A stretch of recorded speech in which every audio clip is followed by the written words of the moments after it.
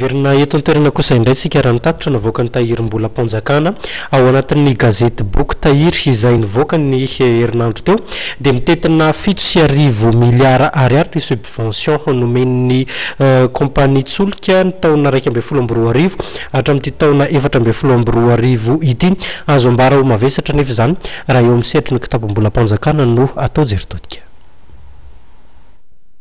Mitetina 7 miliara ariary ny totalin'ny subvention na ny fanampina nomen'ny fanjakana mba ty indangana loatra ny vidin'ny solika teo anelanelan'ny taona 2012 hatramin'ny faran'ny volana Jona 2012 teo.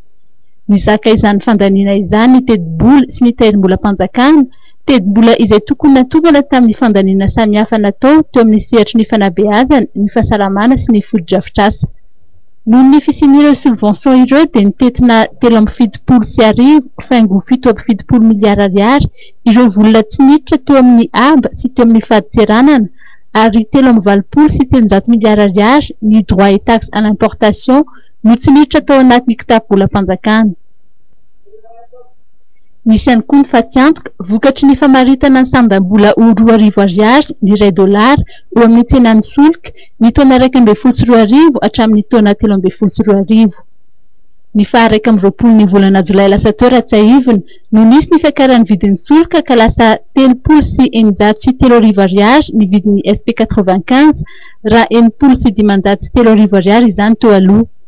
Ny gazoalina kosa dia nahitana fiakarana 20 ariary ka lasa 703 ariary ary ny solika fandrehatra dia nahitana fiakarana 590 ariary ka 703 ariary ny litatra amin'izao. Mizotra kelikely amin'ny antsoina hoe vérité des prix isika ary afaka heritaona no eritreretina anatrarana izany.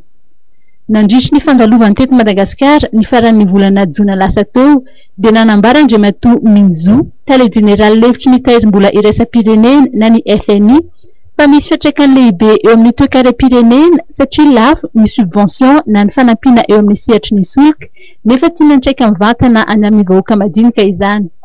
Ilaina raha ny voalazany ny fisian'ny fandaharana asa manokana miaro ireo tena marefo toy ny natao tany Jordanie sy tany Indonezia.